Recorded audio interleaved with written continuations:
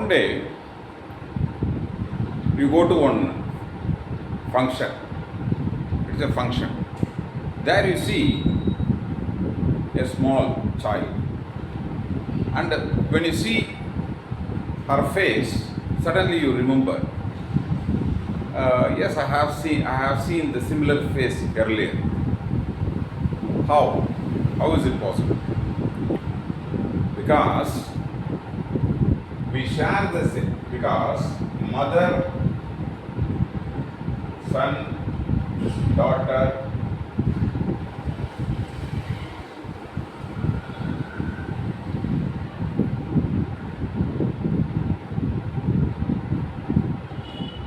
they share the same DNA. That's why siblings and son, daughter, step brother, step sister, they share the same kind of DNA in a different version. Same kind of DNA in different version. So when you see somebody, son or daughter face, it looks like, more or less, it looks like their father or mother face. Because a son and daughter are simply the different version of father and mother only. Okay? Why should we unnecessarily talk these things? The reason is that, you see, this is the fraction. This is the fraction. How do you do this fraction? You take one source quantity, then you cut this one source quantity into 7 equal cut pieces. Out of that you get 4 cut pieces as your share. So this fraction origin is source quantity.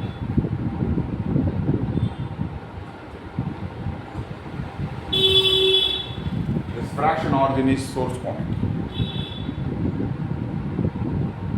So now this source quantity makes this fraction. So is it possible to track, just by seeing the fraction, to track how many source quantity is there? Is it possible? It is a journey earlier is now from source quantity to fraction. Now we track from fraction to source quantity using some mathematical calculation. Then why should we do this unnecessary thing? The reason is, one day you come to your home and your mother gives 3/4 chocolate cut pieces and you start to eat. Suddenly you want to know, if I have 3/4 chocolate cut pieces in my hand, how many source quantity my mother has in her kitchen? It is a reverse, Usually from the source quantity only we derive this fraction. But now you have in your hand only the fraction, that is a 3/4 chocolate cut pieces in your hand. So when you want to know how many source quantity, suppose if I have 3/4 in my hand, how many source quantity my mother has in her kitchen? It is a reverse journey. So here from fraction to source quantity. Is it possible? Yes, it is possible. Because from the source quantity only we derive the fraction. Now we derive the source quantity from the fraction. And that is the journey. Okay. But before that, we have to take you with a few simple concepts. Already you know this concept. Number 1.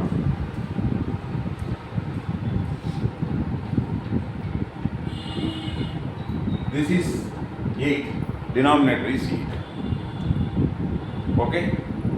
Suppose if I have 7 cut pieces only in my hand, then it is a less than 1. Okay? Suppose if I have 8 cut pieces in my hand, it is equal to 1. It is equal to 1. Okay? So when numerator is equal with the denominator, then it is equal to 1. Now, you have 81. You take one whole chocolate chip, then you cut into 81 cut pieces. Suppose if you have all the 81, then it is a 1. Now you take one source quantity, it is 865 cut pieces. Suppose if you have all the cut pieces in your hand, then it is equal to 1. Okay? So when the numerator is equal with the denominator is equal to 1. This is the first concept you should. and second. This is 1.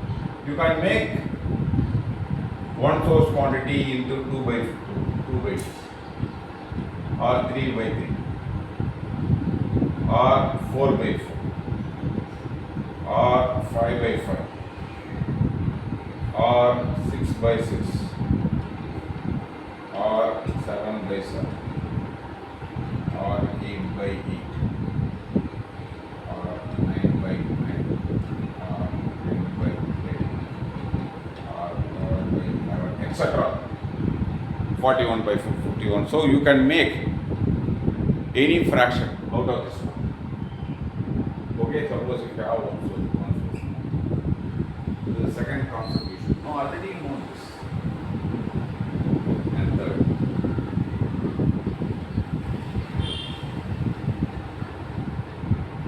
You take one source quantity, then cut into 5 equal cut pieces. Out of that you get 4 cut pieces as your share. So it is less than 1 value. So it is less than 1 value. But even though it is less than 1, now it is okay, less than 1. Now take another one source quantity, then cut into 5 equal cut pieces. Then you take all the cut pieces as your share. It is equal to. It is less than 1. For that you need one source quantity. Even though it is equal to 1. Your share is equal to 1. Okay?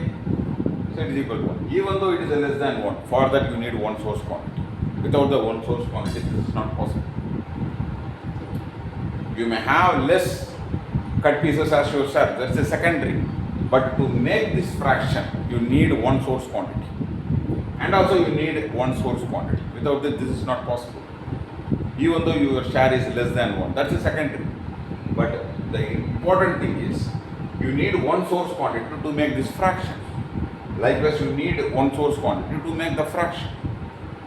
Okay, likewise you see, it is less than 1. That is true, it is less than 1. But for that you need one source quantity. Now you see, it is equal to 1. And also for that you need one source quantity. Okay, now you see, it is, you need one source quantity. It is equal to 1. For that you need one source quantity. Without that this fraction is not possible.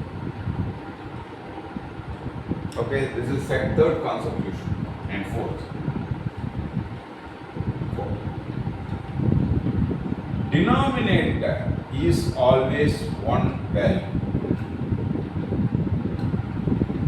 Numerator sometimes less than 1, sometimes equal to 1, sometimes greater than 1.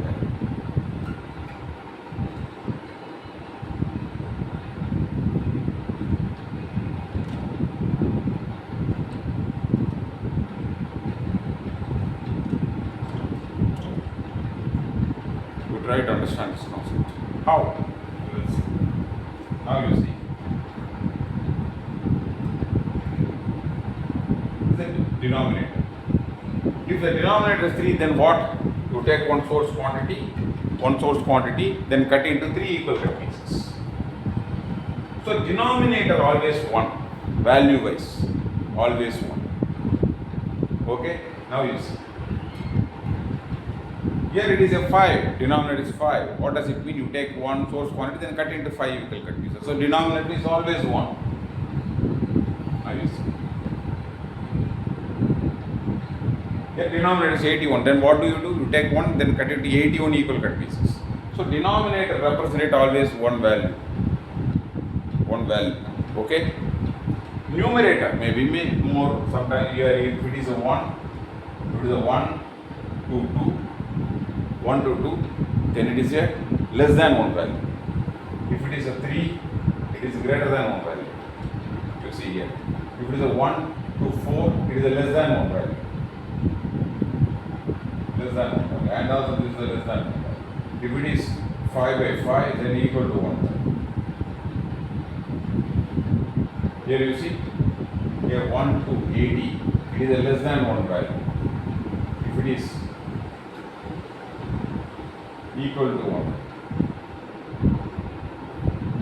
So denominator always one value. but the numerator always varies. Sometimes it is equal to the denominator, sometimes less than denominator, sometimes more than the denominator. Okay. So you should know the four concepts. The first one is numerator and denominator equal to 1. There is one thing. Then one is, then you can make this one source quantity into 11 by 2, 11, 2 by 2, 3 by 3 or anything like, and fifth half. Interesting. Now, 2 plus 1 equal to 3. Am I correct? Already you know, you make one source quantity into 3 by 3. So we can substitute it here. Instead of 1, you can substitute 3 by 3. Then what? Then 1.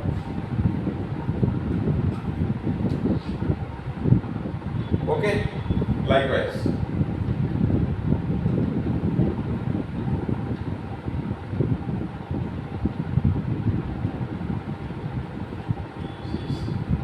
Instead of 1, you can make 4 by 4. 1, then you got 6. 8 by 8.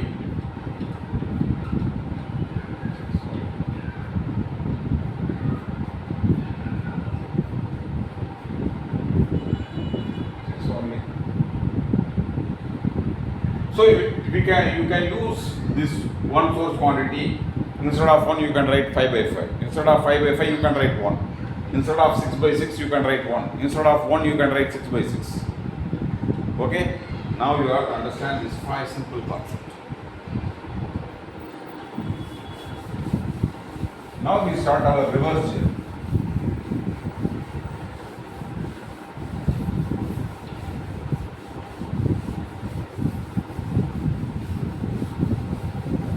Now we start our reverse journey. Our journey is now reverse. From fraction to source quantity. How to find the source quantity? Let's see.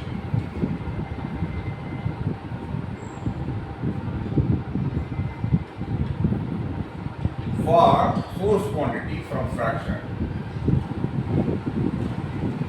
you need 3 numerical instructions. Number 1, source quantity. Then you have to know about denominator. Then you have to know about your shared numerator. These 3 information you need to make a fraction. Likewise, if you have the fraction, and what are all the things required?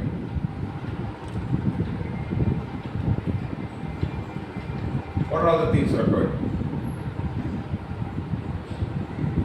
And this is the fraction. What are all the things required? You don't require anything.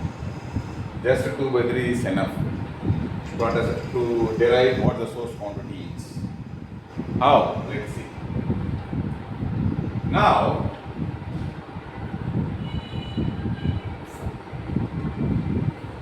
by 4. Now it's a difficult. Now we write it. Now you have 4 cut pieces in your hand. Now you have 4 cut pieces in your hand. You see the 4 cut pieces in your hand. And which are all belong to 4 equal cut piece family. That's why here 4 by 4. That's why here 4 by 4. Okay. Now you have to find how many denominator is there in the numerator. How many denominator is there in the numerator? Here you have to understand both that denominator equal to always 1. Value wise, 1 value. Denominator equal to always 1 value. Okay, and this is in like this format, 4 cut piece format. Here the denominator is 4 cut pieces.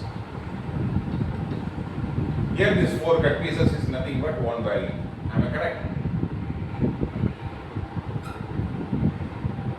Here the 4 cut pieces together, it is a one source quantity. That is a simple thing. Next, this is the first point we should know. And next thing is, we have to know how many denominator is there in the numerator.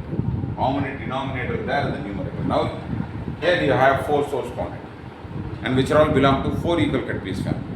So here I have to know how many denominator is there in the numerator. Here denominator is 4. Denominator is 4. Okay, here numerator is 4.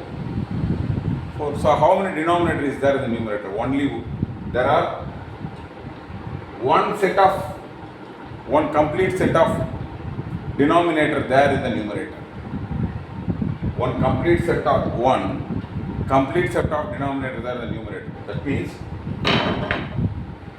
how many 4 is there in the numerator?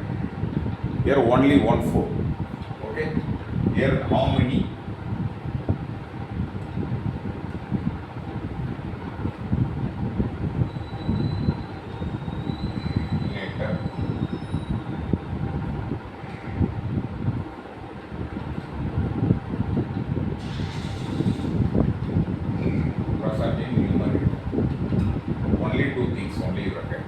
You have to remember, this is the 4 cut piece. Denominator value is always 1 value. Here it is the 4 cut pieces. So 4 cut pieces is 1 value. Okay. Now numerator is 4. Numerator is 4. Then it means what? How many denominator is there in the numerator? There is one full set of denominator is there in the numerator. One full set of denominator there in the numerator. Okay. So if it is one full set is there, one full set of denominator in the numerator, then the source quantity is 1. Source quantity is 1. Let's see another one. It is 7 by